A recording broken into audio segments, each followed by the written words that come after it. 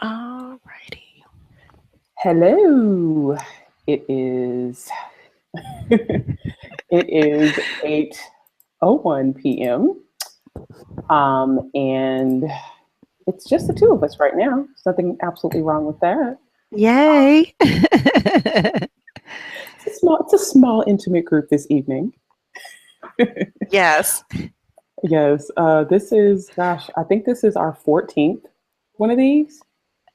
I think we're around that point now. It's Maggie, since Maggie, everything's just been, you know, whew. I can't think straight still. FYI, so I'm trying to think. We're 2 weeks post Maggie. Yeah, but it's still head spinning. Yeah, Yeah. yeah, it's still a lot to digest, I would Yeah. imagine. Yeah. Exactly. For me, it is first timer. So, First timer, yes. So true, true. Well, first of all, I need to welcome everybody. Welcome. We're here at our July. Actually, this is our second July BlackProGen hangout of the month. yes. And let's see. Earlier this month, we talked about the Midwest African American Genealogy Institute, which is what True is talking about. She's talking about Maggie. Um, and we did a groupie, I guess you would say. we Yeah. all we all weren't in our separate little windows. We actually were just like sitting on a bed, Which and was nice. Yeah. I loved it. it was fun. So if you have a chance, if you missed our last hangout, be sure to go back and see the one where we're all like actually together in the same room, not in different states. And we were simulcasting live from Maggie, and it was fun. We talked about a lot of different topics, but True, it was True's first time going to the Midwest African American Genealogy Institute, and we kind of gave her a good heads up, but also kind of a forewarning as to what to expect. So now that she's 2 weeks in, let's just talk briefly. Now that you're 2 weeks later, what would you tell somebody? I would just encourage them to go. You just get that one-on-one. It's so intimate. It was very intimate with Shelley and my four instructors, and I really got to just get everything off my plate and off my mind and just solely focus on the topics that we had, with slavery, with the law, and how to really do those research methods so you're not backtracking. Um, yeah, I learned a lot and I'm still digesting it all. I still haven't, I have to go over all my notes because I was constantly like, I was a student with my teachers, you know, and all the interaction that you have with your classmates and you get your questions answered right there one on one. I just really love the intimacy of it with my classmates and the collaboration and how we just helped each other work through our problems or just in general what we're always working on when we're at home. So everything that I learned there, I took home here with me, and I'm going to apply a lot of those techniques that I learned because did. I was doing a lot of things wrong being self-taught. So Shelley and the rest of my instructors like Angela and them and Judy, and they taught me exactly what I need to be doing right instead of going back, making the same mistakes over and over again. I was like kind of like circling the wagon a lot. So So, as being someone who's been researching as long as you have, how long has that been? since 98. Okay, so Yeah. you're right around where I am.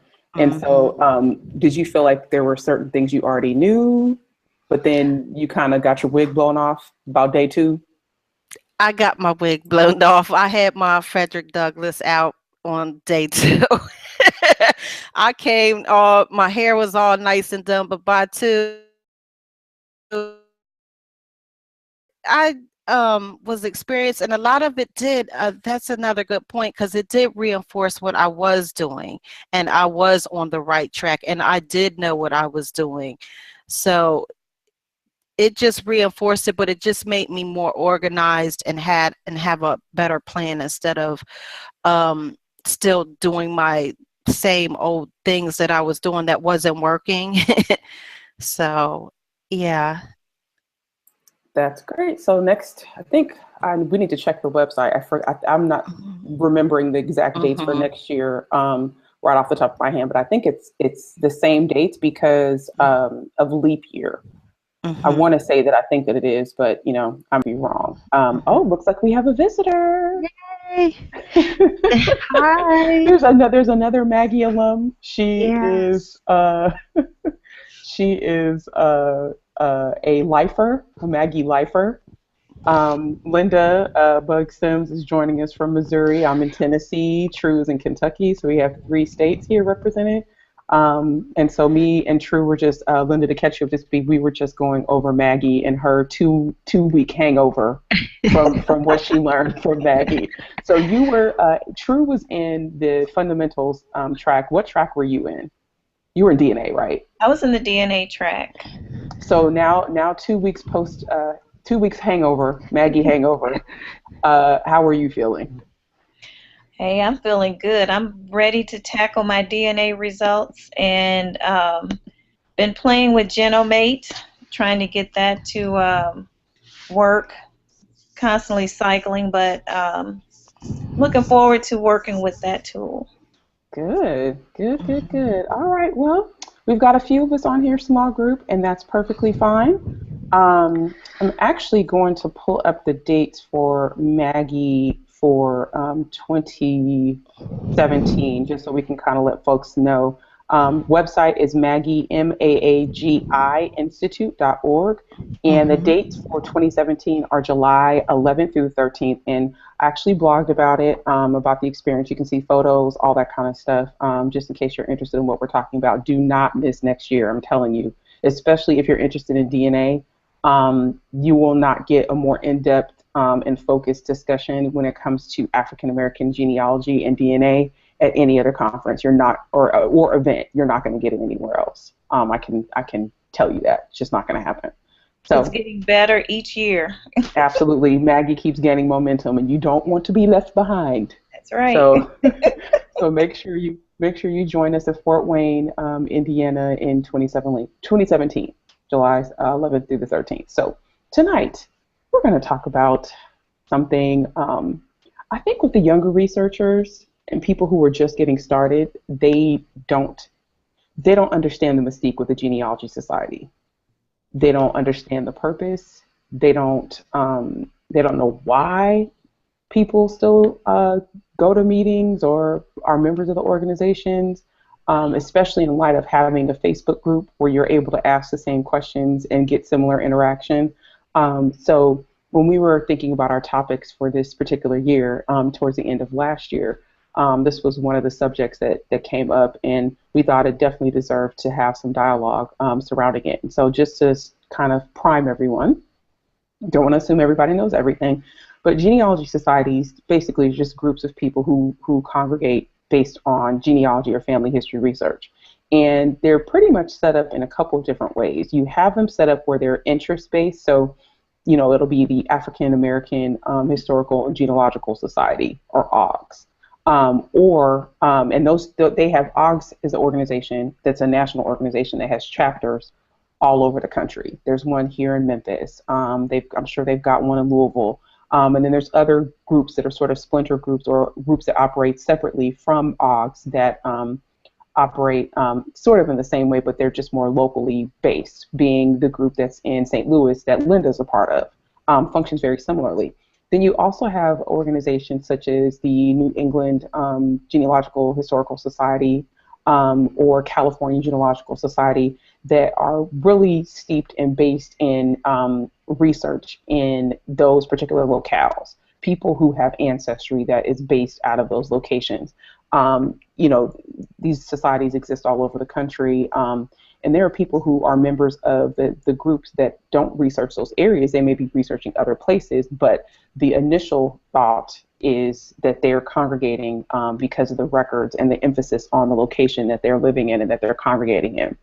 And then you also have societies that are based upon age, right? We've got Next Gen, which is an organization that is specifically for people who are younger, who are into genealogy research. You've got groups that are religious-based, like the San Francisco Bay Area Jewish Genealogical Society. You've got groups based on ethnicity. There is the Nikkei group, which is based on Japanese research that Linda Okazaki is part of. You've got genealogy societies of, I mean, they just come from all over the place. I think my first question would be for the both of you all, just to ask, why or why not are you involved in a society? I'll go first. I'm involved with a genealogy society. One, you want to build that network. It's okay to be a part of a virtual group, you know, such as the groups on Facebook, but there's nothing like that, building that relationship and having that personal, physical interaction. You know, someone you can physically talk to and bounce things off of.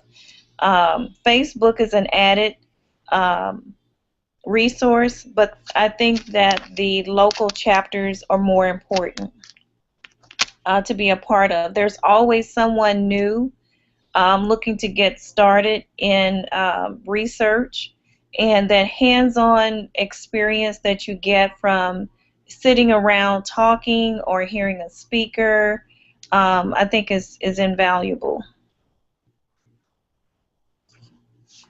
True. Yeah, yeah, I agree with Linda about that too. And it also helps me keep my research skills up as well, especially like when I'm involved with my county level historical society. I'm getting all that fan work, and I'm not living there, but it's important for me to be a part of them with the newsletter and, like you said, just interacting with everyone and getting that one-on-one feel with the people that actually live there. They know the community. So, yeah, I think it for me, it just keeps my research skills up with one-on-one with people that are actually there, so I can know and learn the methods that I need to do for that county and that state, because I belong to 3 societies. So, I think you all actually kind of bring up a very important point because, you know, Linda talked about, you know, being one-on-one, having people there helping. You know, a large number of the people that are in St. Louis, they do have St. Louis roots, but that's by way of you know, the group she's in is by way of Mississippi, Louisiana, Arkansas, right? People ended up in St. Louis at some point. And then with your group, the one that you're a member of, that you're referencing, that's a group where your family is from. It's not a group that you can actually go to the meetings. You're invested in them financially, you know, and as a member because of the resources that they offer, records, that's things that they talk about in their newsletter or their journal that they put out, things that you may not have access to at your local library or online. And I definitely will echo that sentiment that that's a great idea. That's actually one of the tools that I actually suggest to people in beginning genealogy is join the society of the location where a big chunk of your family was from. Right, and it's not expensive. No, most societies are $25 to $30 a year, and you know you're getting a journal or a newsletter, usually quarterly, and they've got stories in there that you know that are really kind of focused, or pieces that are focused on the research that is being dealt with in your particular region. Like I was saying, you know, some societies are regional based, you know, so their articles are going to be based on research in those localities, while others are just genealogy in general. You know, it really all depends on the focus of the society in terms of what you're going to get in terms of resources. The other thing is, too, the membership benefits are different. You know, most societies are going to tout that they've got a journal. You know, that's typically the, you know, what most do, right?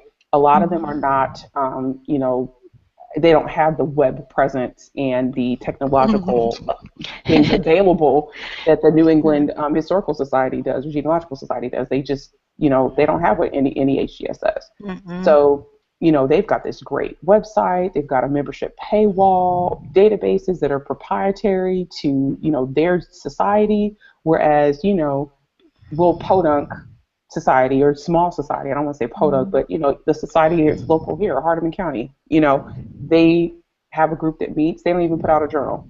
They just meet, you know. So it really all depends. And you know, and if finances are a concern, you know, really focus your money if you're going to join a society on one that's going to serve you best. Right. So one thing. So let's talk about you know, the fact that they have meetings, right? Most societies have meetings. They convene them depending on what happens.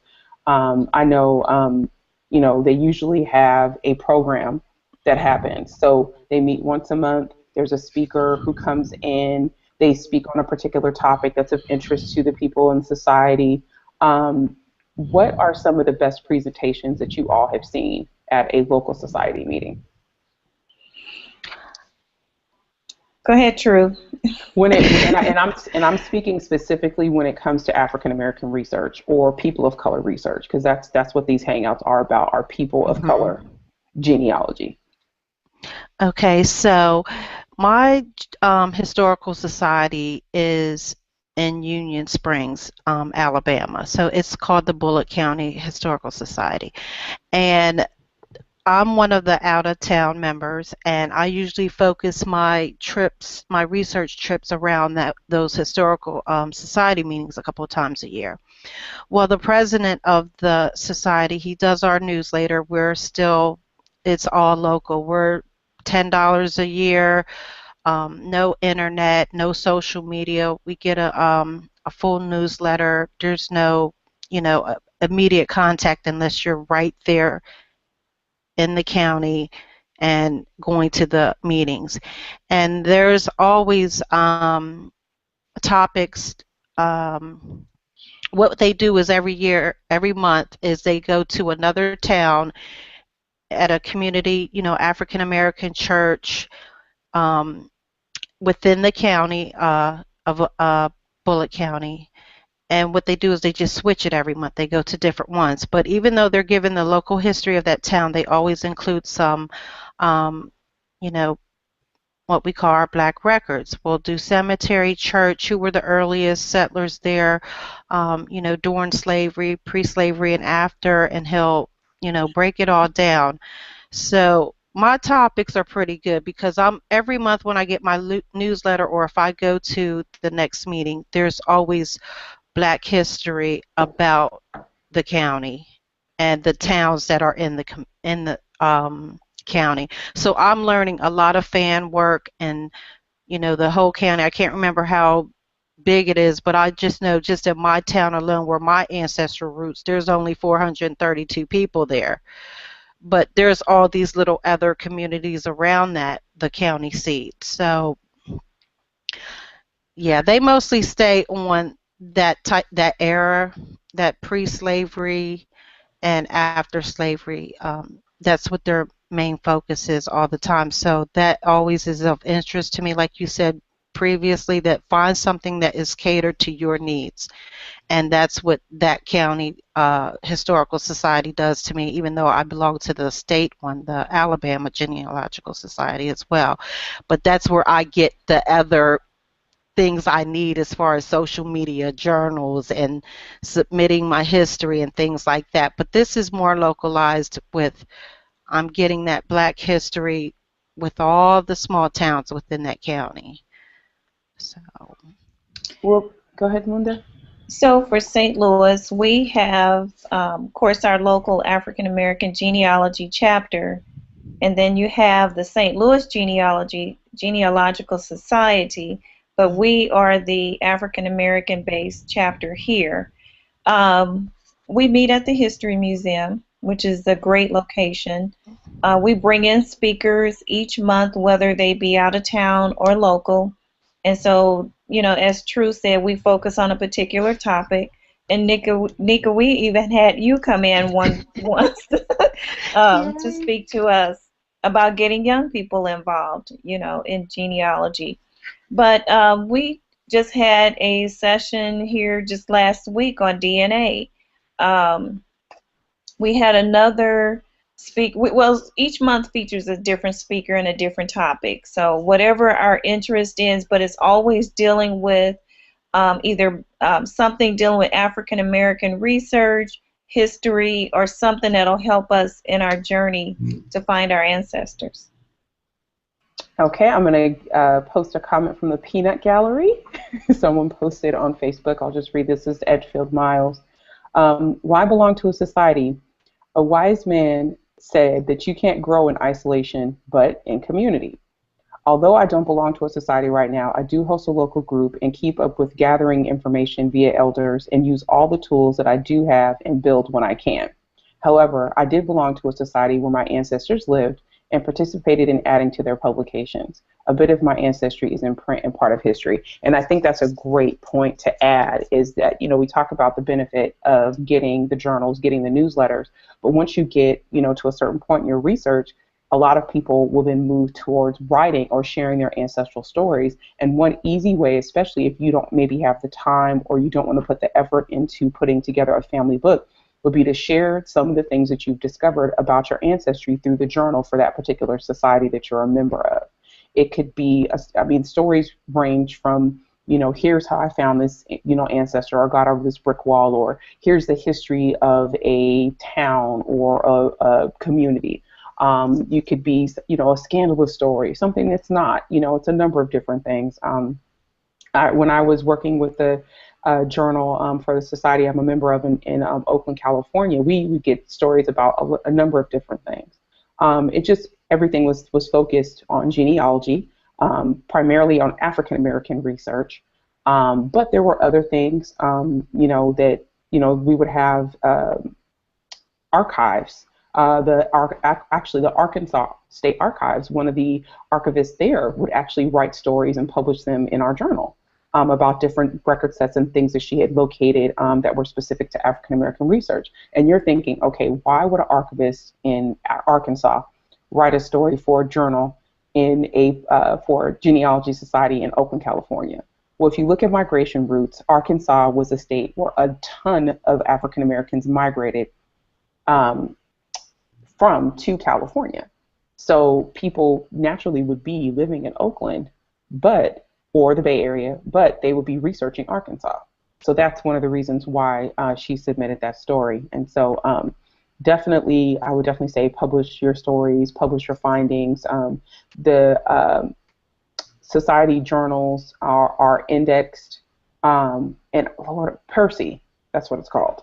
That's a resource that provides cataloging for Genealogy Society journals. And it's available, searchable using Family Search. I know they have that available for free. So let's talk a little bit about some of the challenges with genealogy societies in their current state. I know Linda's raising her hand. I will pitch and hit the first ball out. We're practicing right now. Number one, I think, and you know, we're talking from the perspective African American focused, right? African American societies. I think a lot of the societies, regardless of focus, are facing the same challenges. Number one, member retention. Yes. That's the biggest issue, is keeping and maintaining members. And in my experience, and like I said, I've worked in various roles in societies, been just a member, been, you know, really active.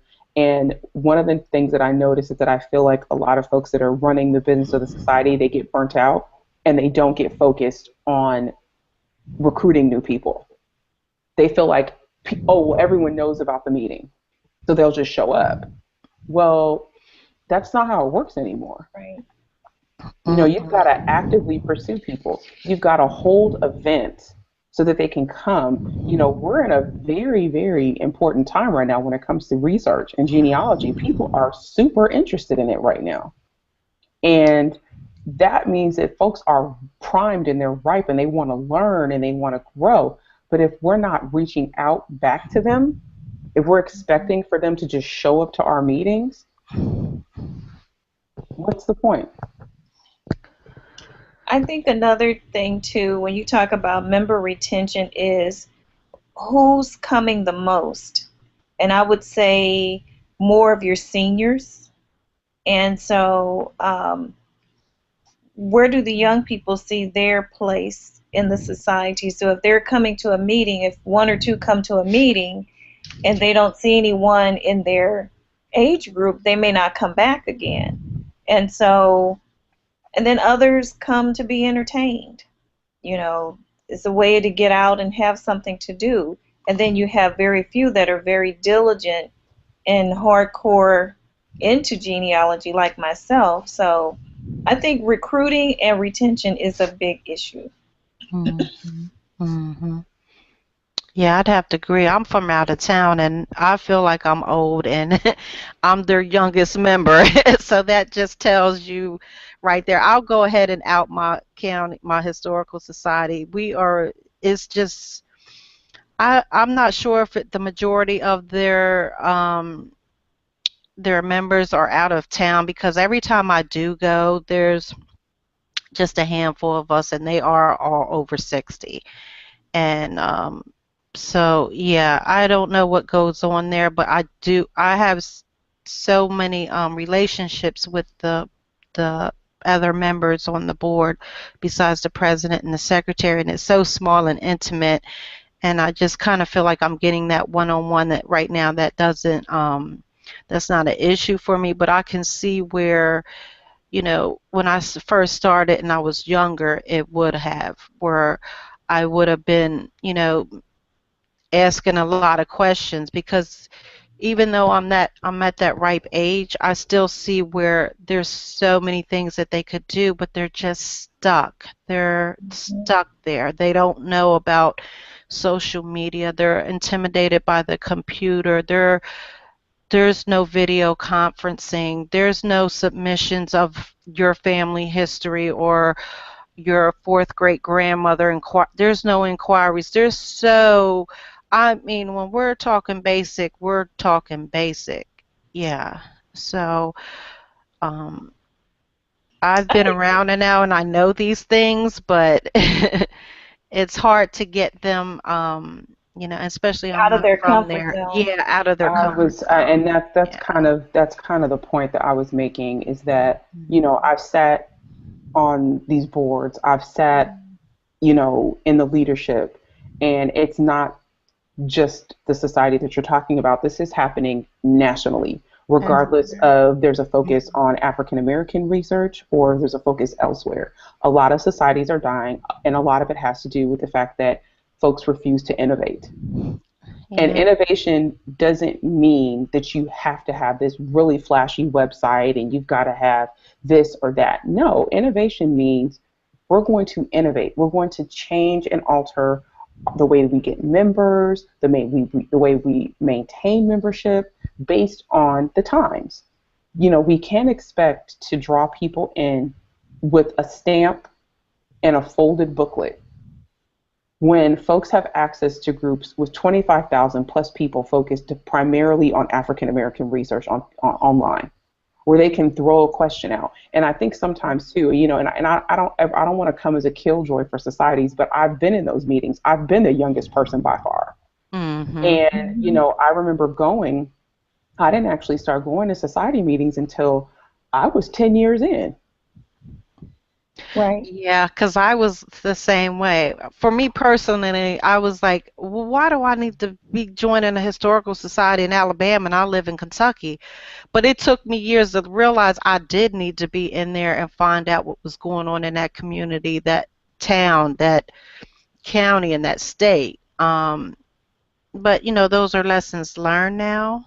Yeah. Yeah, I didn't start attending a society meeting until, my screen But went black. even living in Kentucky, I still go to little different events here, even though it's not my primary research. I still need to be there to get that, to keep my skills up. It's all about keeping my skills up and interacting and throwing off, like Linda said earlier, throwing ideas out and getting that contact, because they may know someone that needs a story here or there about maybe some African American research, or for submission. You just never know what these other societies need. Just because you live in Kentucky, but your peoples are from Alabama, doesn't mean you shouldn't attend where you are locally. Or, if not attend, then, form a membership. But at the Ship. same time, I think it also goes to say the societies need to innovate. We can't stick with a folded booklet and a stamp and expect to draw members in. That's not working anymore.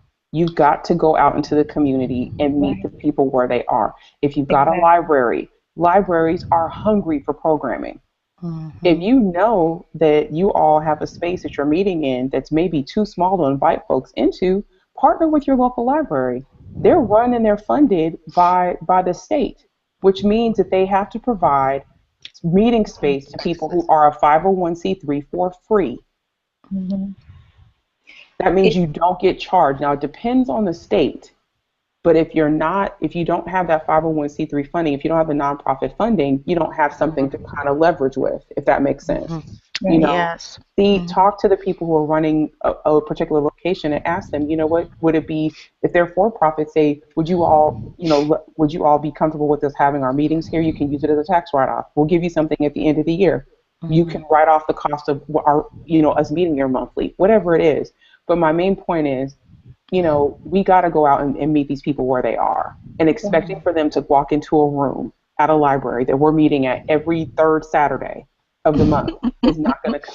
When you talk about innovation, you got to be creative and out of the box thinking. I'm going back to the younger generation. Even in corporate America, if they don't see where they can progress or move forward or get results, they move on to the next thing.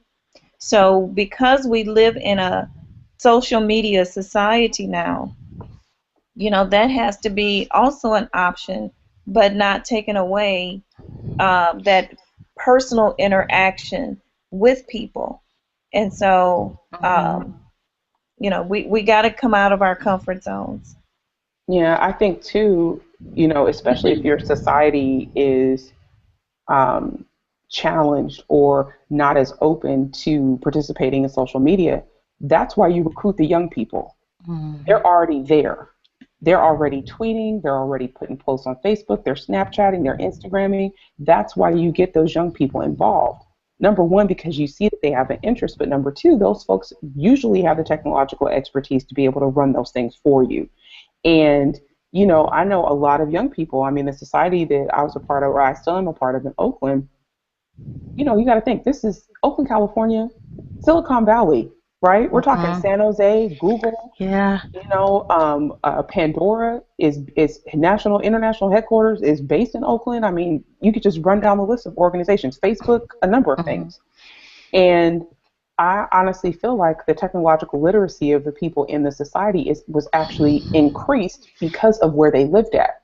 You couldn't live in that environment and not have access or be kind of influenced or, just involved by the technology. And so because of that, they were early adopters of a website. Because of that, they were more technologically literate when it came to researching online. It wasn't that big of a barrier for them.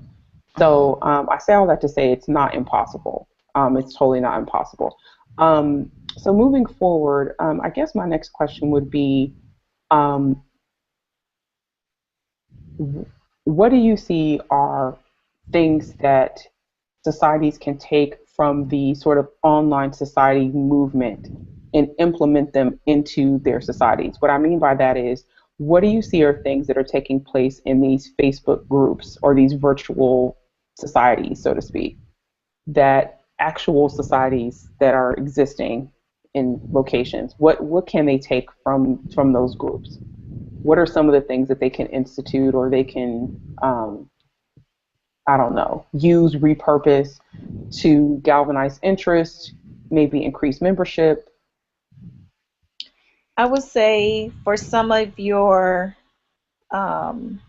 older societies or societies that have more mature members, be willing to take requests, because a lot of times, and myself, my family is my immediate family is here, but the people I'm researching is elsewhere or in other states.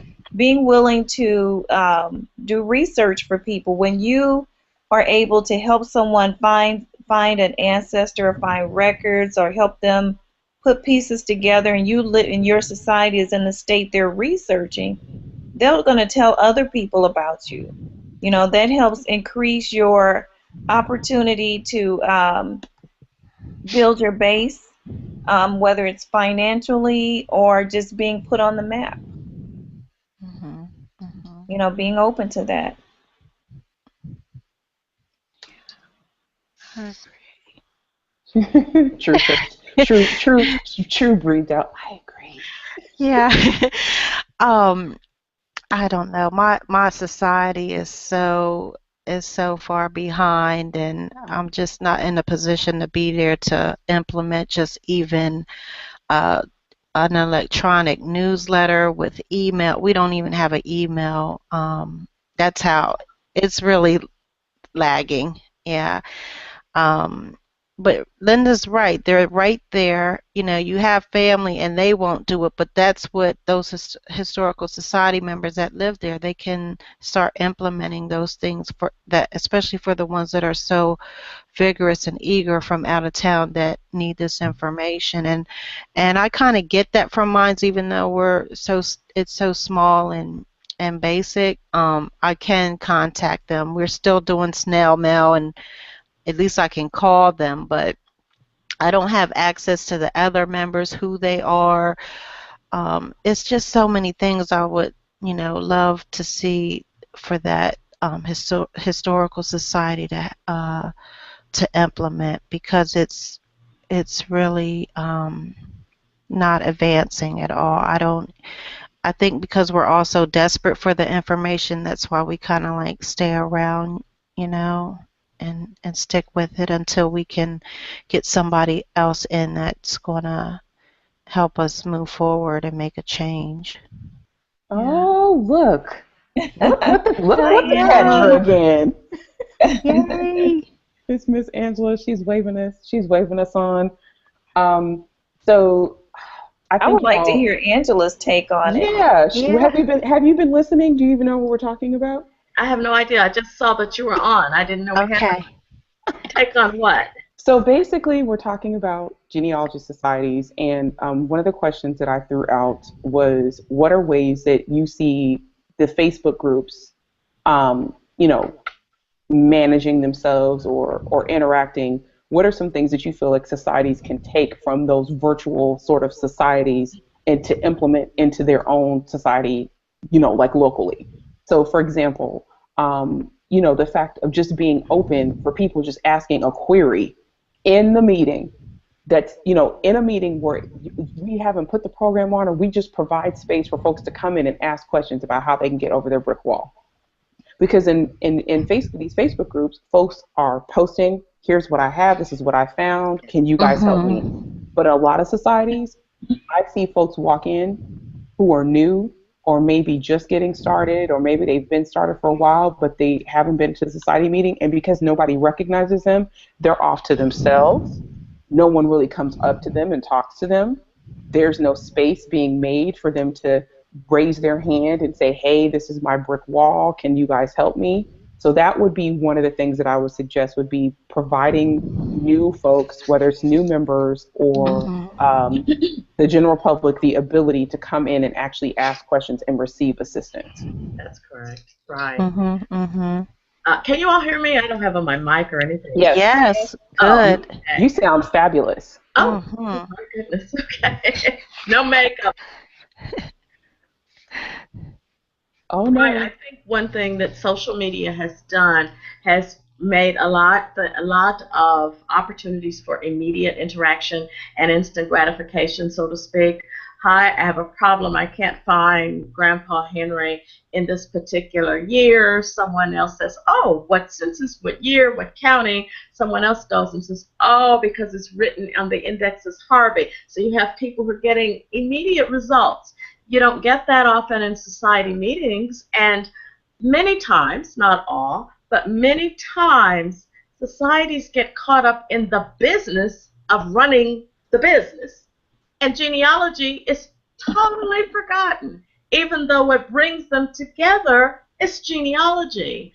But they're involved with, okay, well, that committee, well, can I get a motion? Was that going to be in the minutes? And all of a sudden, the business of running the meeting takes over, and the one common element is forgotten.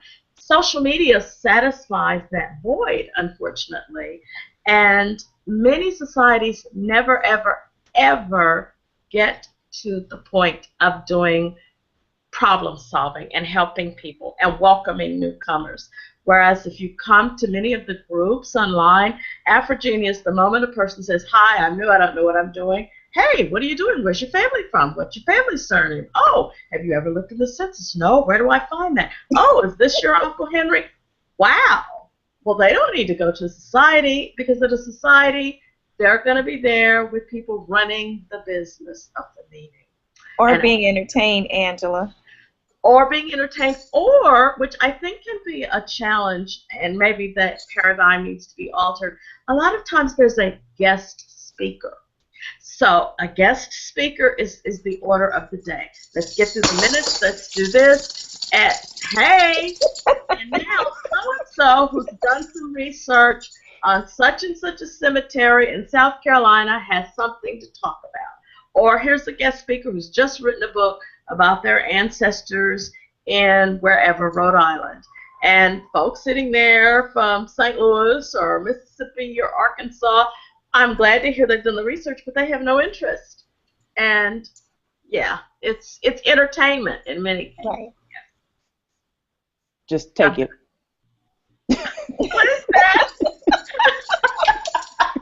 Honey, you was preaching so good I had to get the symbol. The tambourine. The tambourines. A tambourine. We could have church up in here. Yeah. Just take it. Just go ahead and take it. No, everything you said is 110% correct, and that's what I mean by innovation.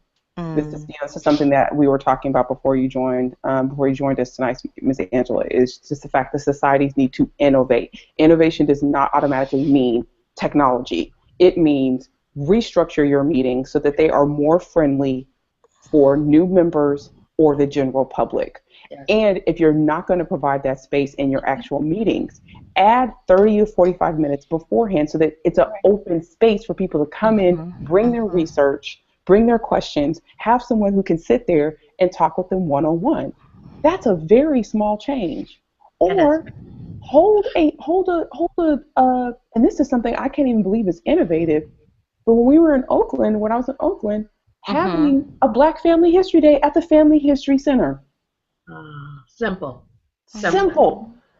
I mean, and you know, I'll touch on this briefly, but twice a year, we would hold a Black Family History Day. We would hold it in February for Black History Month. We'd hold it in October for, Family History Month, right? We'd get volunteers from the society. Typically, we would have maybe it was about 20 people we would have that would come out to help. We would structure it so that when folks walked in, they had to sit through a 15-minute presentation. They taught them the very basics of genealogy, because we didn't want to assume that everybody was walking in with a tree and documents, right? Because it's at the Family History Center, we would then move them from that spot, which was section 1, and then they would actually have time in there to fill out a pedigree chart that we had printed for them. Once they left that area, they would then go into the consultation phase, where people from the society would sit down with them at the computer, review what they had gone over in terms of their, or had written down in terms of their pedigree chart, and you get an hour worth of time to sit with someone, help you locate records. From that point forward, they would then say, okay, baby, I got to get the next set of people so you can stay on the computer. Or sometimes what we would do is we'd have a third space. We'd have a speaker come in. Wow. Because you've got a captive audience. You've got the general public. It doesn't have to be hardcore genealogy. One time we had someone come that was on the trip to Cameroon with me, had never even traced her family tree, but she did the DNA test, and she talked about her experience there. And the lessons that she learned and was able to apply in her life as a result of having that journey of self-exploration, right? And so then we just cycled people through all day long. We would get 100+ people at this event twice a year. And Wow. that's an easy way to gather email addresses, because as they register, ask them if they want to receive emails from you. And then as you build up your list, then you can send out messages about your monthly meetings to kind of ping their interest again. Oh, I forgot I went to that event. Oh, look what they're talking about this month, right? So this was 2 events for the whole year. That's great. And it increased the membership, I can't even tell you, exponentially, just because we left the confines of our meeting room and actually went out to the public. That's what I call outreach efforts. Let me ask you a question. Don't you think that sometimes we get caught up in an old model of, okay, we have our monthly meeting, and then we've got to have our big conference, and that's it. Yes. And, you know, why do you have to have a big conference? You're a small society. You know, but make it something that's meaningful. It is difficult. I know from a couple of organizations that I've attended. First of all, you have an aging population. Hey, we all want to get there, but you have people don't have the same degree of energy. But then there's that once a year big thing, and it's the same, maybe 35, 40 people. Yeah, but you've got 150 members, but you still get the same 35, 40 people who show up. So clearly something's not reaching the other 80-something who are members. But I think we get caught up in an old model. And I know some things work in some communities, you know, maybe one chapters or one society is doing something really, really well, but it doesn't always have to be structured the same way. But a lot of societies are structured the same way. And, okay, it's the monthly meeting. Oh, we got these study groups. You got to run them this way, this way, this way, this way. Where's the fun? Where is the fun in it? We're here because of our love and our passion for research and the search and the findings, the discoveries. But somehow, again, the business of the society kind of pushes it aside, and it can get lost. That's a real challenge. And I don't know how you can make it happen differently. My first genealogy conference I attended was 1991, and I remember going to it. I was really nervous because I don't know, I expected people to have these huge family charts and being able to recite who knows what about their family history to 16, 19, and it was just something that I never really felt in kind of inviting.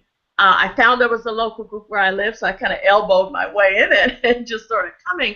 But then I realized, okay, there has been something that not all, but many, many, many chapters or societies are structured in a similar way.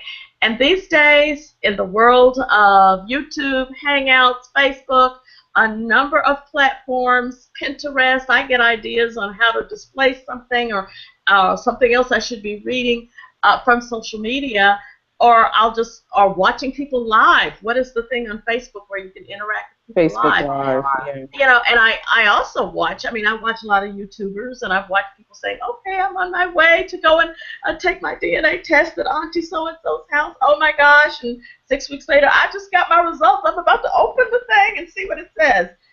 That is bypass, and these are individuals who are not in societies. And it's alive. You just go to YouTube and type in DNA results.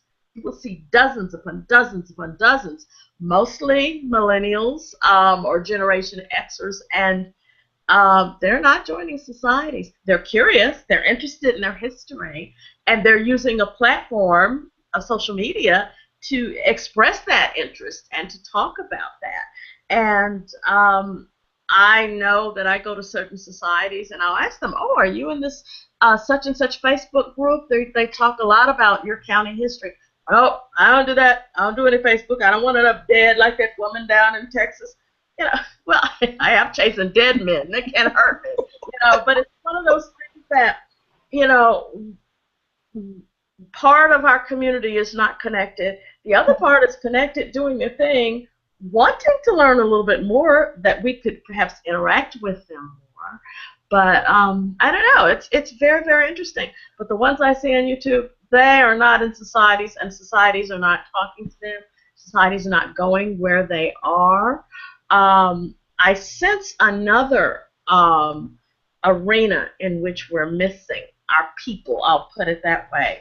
I know Bernice and I've had a conversation about this. You know, she was at the Essence Festival, and she was on, I think it was the Walmart stage, and revealing Roland Martin's ancestry to him and to his family. And she's also attended the Tom Joyner family reunion. You know what? That's where our folks are. The ones who are not on YouTube, the parents of the YouTubers. They're going to the Essence Festival. They're going to the CBC, Congressional Black Caucus event every September. They're going to Tom Joyner. They're going on the cruises. They're doing family-related things. Those are the parents of the millennials who have the money because they're retired and they're traveling and they're now looking at this. They're having reunions every year or every 2 years. We're missing them because we're so busy trying to just go to a genealogy event that we are missing where our population is going. There are thousands of people in New Orleans every 4th of July, thousands upon thousands of people walking all around the city with their T-shirts and this, that reunion, and that. We're missing them. They're doing their thing as much as they can, and we have societies in some of these cities, but we're missing them, and because we're still trying to connect within a genealogical bubble. And we need to break outside that bubble and, you know, reach out. So I think we have work to do, and it's not in the societies as well. So I would also say that the Black church also follows under this absolutely umbrella as well. Example, I was in Reno, Nevada several years ago, and I got to the airport early. I was getting ready to leave, and I saw all these church ladies coming out, catching cat. I was like, and I mean church ladies, you know, the pink hat, the pink blazer, St. John suits, pink shoes, pink pocketbook, St. John suits. You know, put that in thank there. you. The sisters, the mothers of the church. And finally, I asked one of the ladies who was waiting for someone. I said, what event is everybody arriving for? And she just looked at me like, child, what's wrong with you? The National Baptist Convention, of course. And I was like, oh, yeah, sure. We're missing them. And they are spending money to go. And they have vendors at their events. They have individuals offering services. They have people saying, hey, we can help you with your family reunion. And they have individuals saying, you will find Ancestry passing out DNA kits. Well, selling them, not passing them out. But and African Ancestry, you know, the most expensive folks in town, they're also selling. And we're not there. We're not there to help, and we're the ones who do this every day. And we're missing them. You're very correct about the churches. Yeah, I would say also, I mean, because you raised a lot of points. Do you have 2 windows open? Okay, never mind. You fixed Me? it. Yeah, I don't know what that was. It was getting a lot of reverb. I think you raised a lot of really good points. It's definitely talking about, you know, getting outside of our bubble, you know, not operating where we have to stay with this particular types of meeting and things like that. You know, to me, that's an easy choice. If you're trying to recruit people, if you want to maintain your society, redirect your focus, redirect your funds. If you're continually holding this once a year event, for what reason? What purpose is that serving? How many members have we gotten from that in the last 3 years, 4 years, even last year, right? You know, look, if we're doing the business of the society, then we need to look at it as a business. If there's no return on our investment of having this event every year, then why are we doing that? Maybe we could refocus the funds on reaching out to speakers who are not in our areas, who may be more notable, right, than the folks that we're getting locally, and refocusing our funds on let's purchase a year's worth of a GoToMeeting subscription. Because we're a 501c3, we can get the TechCrunch rate, which is half the rate that you would normally pay for a business enterprise level of GoToMeeting, and then refocus our resources on giving honorariums to speakers to do webinars. Right. When you look at the annual conferences, you know, list the same topics each year, and so if you have your same few little members coming to that conference, they've already heard that. So what are you offering them new? That's correct. That is correct. And there's a lot out there that's going on, but it's all the different things that are going on. You still don't, at least I don't see it in our local groups. How many people, I know several of us who've gone from, I'll just say, the Northeast or the Mid-Atlantic area. We've gone to Roots Tech, largest genealogy event in the world. Yet I can go to a society meeting and no one's heard of it. No one has ever heard of it. No one's explored it. No one's presented the many options. At least what, 8 or 10 of the events are live streamed freely. No one's watching. So it's very, very clear people are just in the once a month meeting mode, do your little thing once in a while, and go home. Whereas there's a whole nother world out there. And so some of us are putting our energies in those arenas. And I would never have met a lot of people. I would never have heard of True Lewis if it weren't for social media, for Facebook. And, there are just so many amazing things and amazing people that are out there that in the local society, that's not it. It's just not even understood that one can make those kinds of connections and form those kinds of relationships with people. So I don't know. It's a very, very interesting point. Yeah, I think you're right. I know at least when I was, more intimately involved with society where I was in Oakland, they had been around long enough to where Roots Tech would send them mail, or NEHGS would send mail, or the International Black Genealogy Summit would send them the save the date and things like that. So, and the corresponding secretary would read off, oh, we have this event, blah, blah, blah. They would send the flyers around the table, everybody, you know what I mean? So it depends on who's getting, do you all have a P.O. box? Right, that's true. Right. Interesting point. Are you getting mail? If you don't have a P.O. box, is there an email that people can send information to? I would ask that because maybe some folks don't want to pay for domain and hosting every year. Okay, then get a Gmail account. Right. And if you're a society that's waiting for people to walk through the door, then expect for your society to die. I'm just going to be blunt and say it.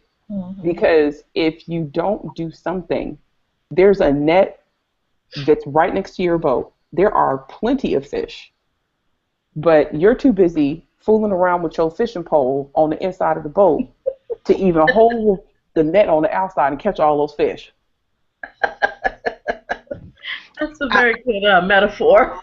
It is. I'm just wondering, I think I'm going to try and see if I can feel comfortable with asking my president, since he's kind of been my mentor as well over the years, what's really going to happen to his work. Because on his land, he has books that were thrown out from the courthouse that, he has, and who's going to take care of that? Because that's always my main worry and concern.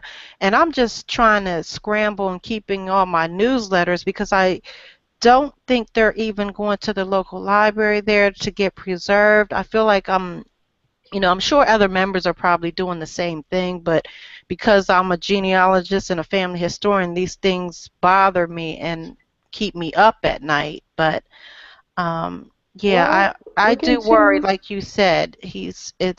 Look into. I mean, that's one of the things that Take this for instance. Okay, Oakland. There's a place called Esther's Orbit Room, and it was on 7th Street, which was considered the Harlem of the West in Oakland.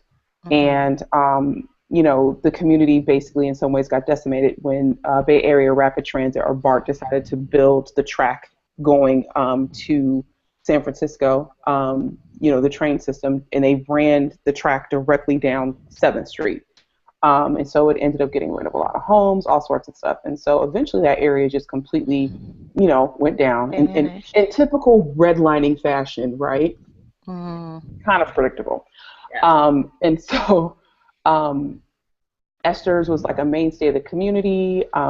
She kept it open for a number of years, and she got older, got sick, and then Esther died. And when Esther passed away, one of her children or someone who was involved with the family needed a place for these obituaries. And so they just said obituary. So they contacted our society. I think they found the website online or someone had mentioned it to them. And they said, well, can we give you all these obituaries? We didn't know how many there were.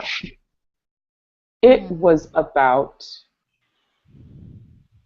I want to say it was about 500. Wow. And these were for people who had died in Oakland. That's great. But you got to remember, Great Migration. These people had migrated from other parts of the country to the Bay Area. And so I bring that up because we could have easily said, oh, well, we'll just keep them. And then if somebody hears about it, right? But how would they hear about it if you don't create an index? If you don't have the names out there, you don't publish any information, how will they know about this obituary collection? So, and a group formed in the society where people scanned, people indexed, and now they're behind the membership wall. Wow. Where you can search for these obituaries. And then we had people from the society bring their copies of obituaries from their families and add it to this database. But I say all that to say, if you're doing the conference once a year, it's not turning over new membership. It's not getting you new members. But you have the ability, because of a resource like what True mentioned, that her mentor has, these books or something that's at their house. Why can't you create some system, a basic, very, very basic HTML page? Get a blog spot, get a blogger account, create a blog for your society where you index records that only you all have access to, or make yourself available for research lookups. That's a way to generate income. Right. Nika, so you talk about the California chapter. What else do you think that they're doing that makes them successful? Number one, I would say is, when I haven't mentioned, it's the African American Genealogical Society of Northern California. There's that group that's based in Oakland, and then there's also the California African American Genealogical Society, which is CAGS, and they're based in Los Angeles. So they're in two different parts of the state. And the groups, it's just almost some way night and day in terms of what's going on with the organizations. And I think a lot of that is just people getting older, getting tired, not, assimilating younger people into the group. And I think one of the successes that the group in Oakland has had is, like I said, is that Black Family History Day. I can name a number of new members, and there are people going to Maggie that started by coming to Black Family History Day. No, Willie. Yeah, Willie would be one of them. And next year, I'm guaranteeing you're going to see more people from Oakland, because I have kind of went and said, you guys are missing it. This if you're going to spend your money on a conference, this is the one you need to come to. This is where you need to be. Well, I think one thing that's made the Northern California African American Genealogy Society successful is because, number one, they were lucky enough to have one young person who gets it and who knows how to manipulate. That is Nika Smith. The fact is that many people, Miss Electra, we all know about you, Nika, and know what you've been able to do to help put Northern California African American Genealogy Society out there. And I think that there's something that is important, because most societies are individuals not over 40, not over 50. We're saying over 65. Average age is 68, 69 in many, many genealogy societies. Individuals who really are not, well, some are tech savvy in the sense that they have email. Well, that was tech savvy 20 years ago, having email. There's a whole nother dimension that's out there. Many who are resistant to various platforms and various tools. This is a tool. We're talking in multiple states. None of us are in the same community, St. Louis, Kentucky, Tennessee, and Maryland.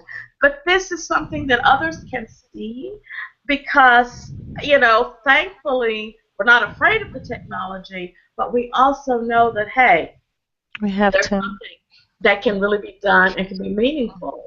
And I think that many times that population, it not only doesn't get it, but is also resistant to it. I have always been impressed that you all have webinars and things in Northern Right. California. You make it available to members. So that's telling a new member, a younger person, they may be the only one looking at that webinar, but it's there. And that person's going to tell someone else, hey, yeah, you know, you can do this. If you join this, you can actually get some tips if you go to this part of the website, because you're making your website something beyond something that is static. Websites sit there. Okay, go to it. Okay, that's the member. They meet once a month, second Tuesday or first Sunday or whatever, and that's it. Whereas it's hard to get people to even think of a blog.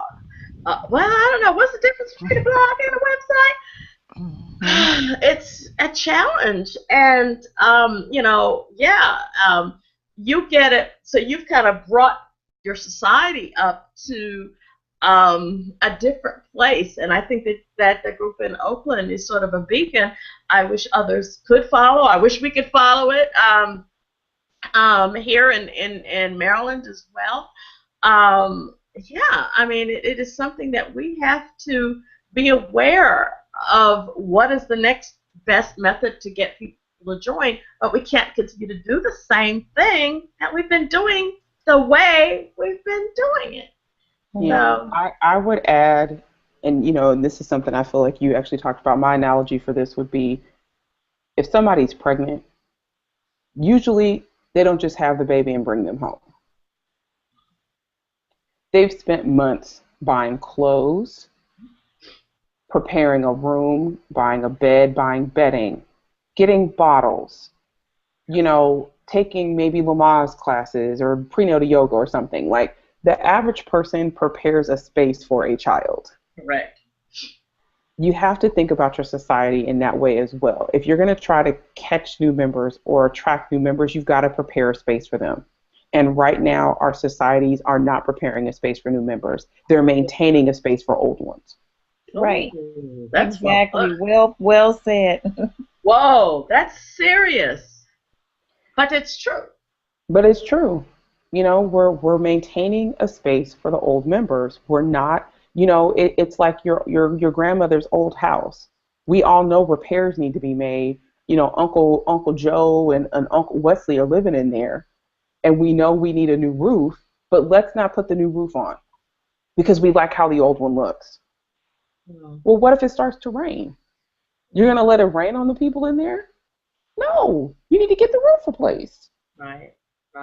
So it's just, like I said, it doesn't take rocket science, but if you don't have a lot of members, because a lot of these societies don't have a lot of members.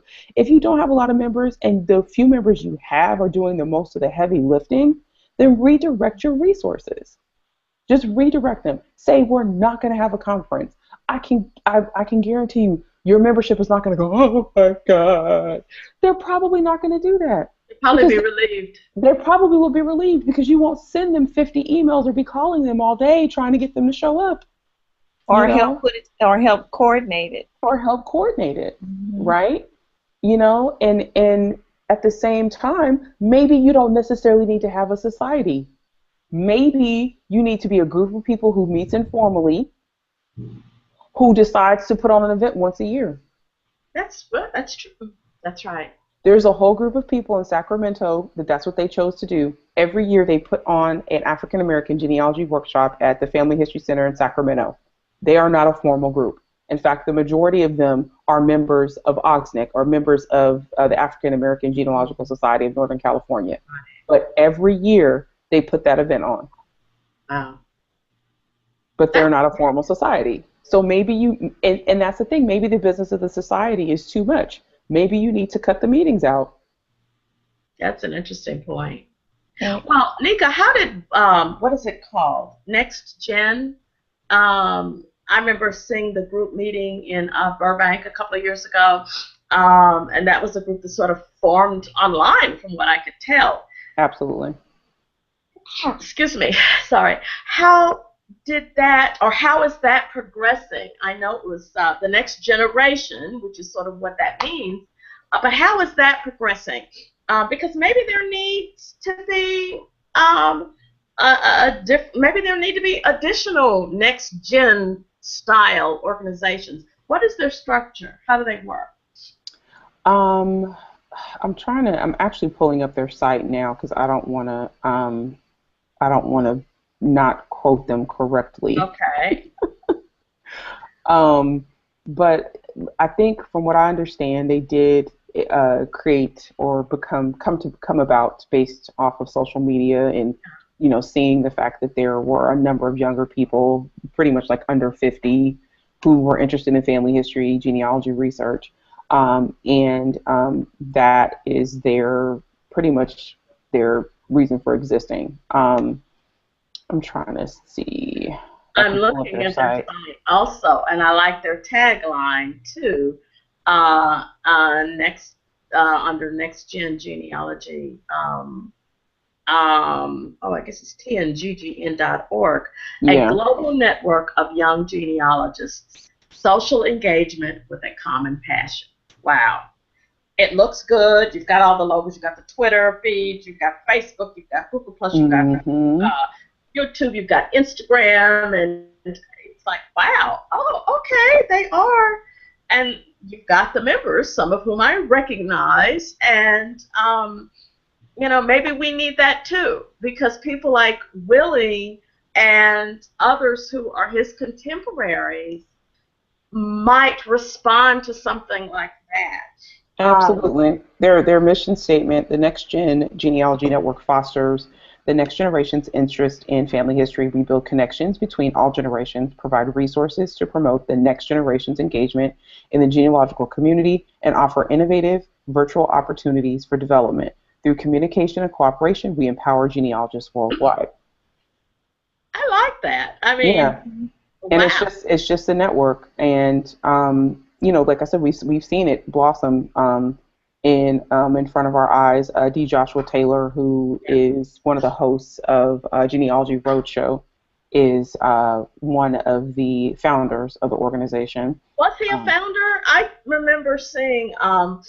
I know Elise and some of the other people. Remember that time in the lobby at Marriott? Yeah. So it's based on their website. It's saying it was founded in 2013 following a Twitter conversation between Jen Baldwin, Cassie Nelson, and D. Joshua Taylor, who wanted to create a community for young other young genealogists. Additional collaboration from Shannon Combs Bennett, Tara Jacob, Wendy Callahan, Melanie Frick, Barry Klein, and other volunteers turn this vision into reality. I know him. Okay. Yeah.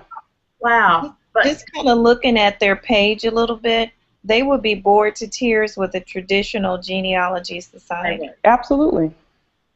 And, I'm looking at that going, okay. I mean, there's something here, and I think that's maybe an interesting model. I mean, and they're not excluding people of a certain generation. Cindy Engel is there, and there's some old timers that are mixed in, but these are people who really sort of get it, and these are people who put their money out there and sit and hey, they started something, but I'm just really, I guess I think that we need that because.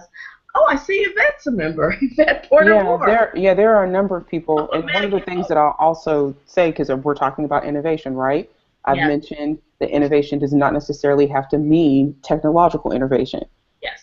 Think about this. When they initially started, they offered memberships in a quarterly newsletter, which is the same format that we see with genealogy societies, right? Quarterly newsletter, memberships. This is based on their website. These membership contributions help defray our startup costs as a nonprofit organization. Now we have taken a fresh look at the needs of our community. While we do not currently offer memberships, we encourage active participation and provide a free monthly newsletter. We also accept donations. That is innovation. That's good. I like that. And this is the sort of thing I think we need to appreciate, emulate, create our own brand as well. Our societies need this desperately, and or maybe our societies don't, but maybe there needs to be something new out there, a new arena, a new circle, and I certainly can appreciate that. And wow, that's just really something. So yeah, I hadn't even looked at their site in a long time, and I'm feeling so refreshed looking at it. So that's interesting.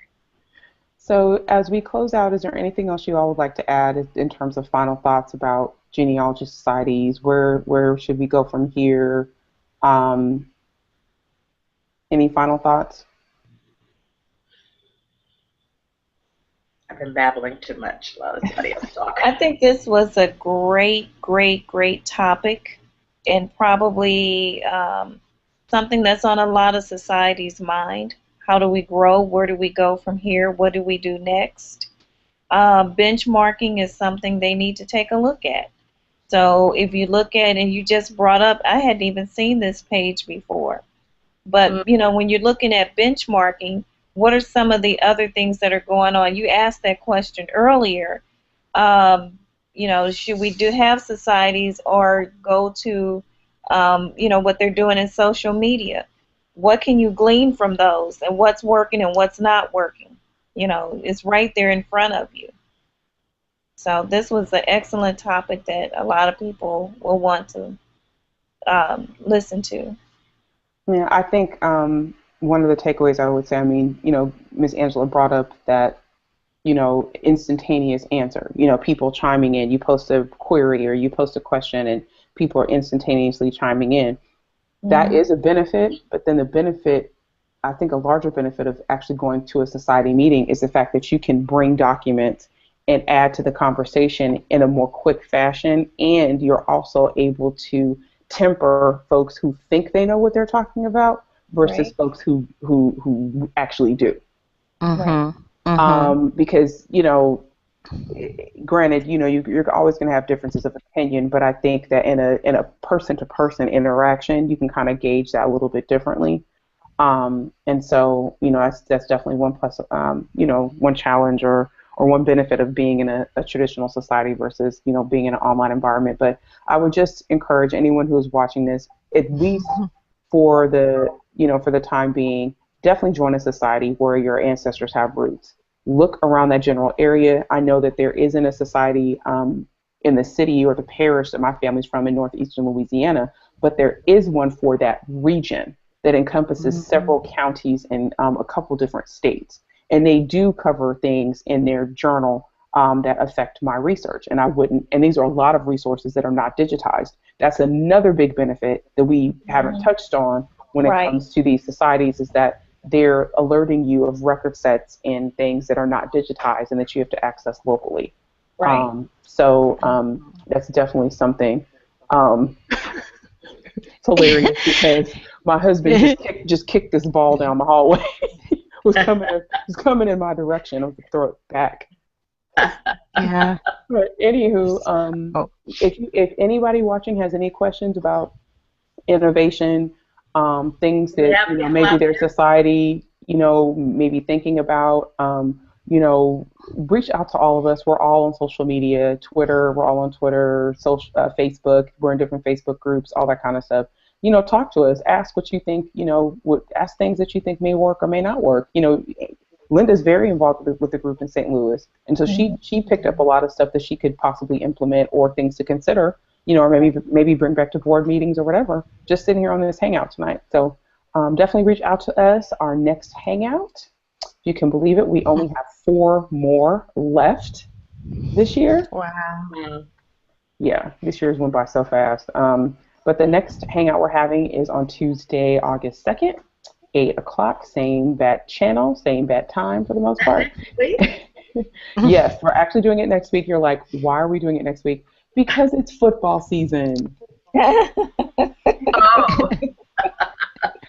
So I've got to go earlier rather than later because, yes, 2-a-days. Yes, What's my that, house. Tennessee Titans, or who is that? No. Yes, my husband, the team. It's just, yes, I'm trying to steer us clear away from Friday night and anything else revolving around football. So that's why I kind of scheduled it that way. What's our topic? Our topic, Alabama and Georgia genealogy research. Oh, So if great. you've got roots in Alabama and Georgia, that would be True. That would be Linda. Definitely tune in to see what we're talking about. And of course, we're looking at this from an African American or people of color perspective. Resources that are unique to those areas. One of the things that I know about Alabama is that wonderful 1867 voter registration that Love lives it. on the state archives website, right? It is there in Georgia's got death 1866. certificates online through their Yeah. state archives. You know, I mean, and these aren't even states I've researched primarily, but I know. Peeking. So, yeah, just peeking, browsing, window shopping, genealogical window shopping. That's what I call it. And then after that, September 13th, excuse me, is North and South Carolina. So we've got two back-to-back, yes, we do, two back-to-back state specific research hangouts. And I'll just cover the last two since we're talking about it. Tuesday, October 11th is Who's Your Dewey? I know kids don't even know with the Dewey Decimal System. I know they don't even know. Who's the Dewey? Who's Wow. Dewey? Best of libraries for people of color genealogy. And then on November 1st, that's our last one for the whole year, unless something genealogically catastrophic happens and we have to have a hangout, is on November 1st, and that is going to be discussing District of Columbia, Maryland, and Virginia genealogy research, which that's where I'm at right now. So we're hitting all of my areas. Just rain down, Maryland, rain down. It is cracking off. I don't know about you guys, but my cousin commented today. She was like, "You are having a rain show with your genealogy," and yes, I accept it all. All of it. So on behalf of everyone here, we've got Maryland, we've got Missouri, Kentucky, and Tennessee. Thanks so much for joining us this evening. Anyone else have any final words? All right. We will Contact those societies. Yes, get with those societies, and we'll see you next week on August 2nd. Bye-bye. And congratulations to True Lewis, National Society of Daughters for the American Congrats. Oh, she got yes. Yay, Yes, thank she got you. her approval. Yay. Yay. I saw Thank that. you. Thanks. Girl, Lot of hard that means work you get to wear your hat, girl, and your little pin. You know I will, and my pearls. Yes, I want to thank my BlackProGen family because you guys have always been supporting me along the way. So I kind of gave you a shout out there too on my blog because I really appreciate everything. Well, we're proud of you. Yes, Thank you. Go ahead, Miss Lineage Society. I ain't even got that shit. I'm like, how you doing, Miss Shelley? Let me sit in the back row. And we got your back. I know. I have some people but I got to get my paper trail together. So we'll see. But whenever you're ready. Whenever I'm ready. Yeah. All right, y'all. Right. Have a good night. We'll see you everyone. next week on August 2nd. Take care. Come see.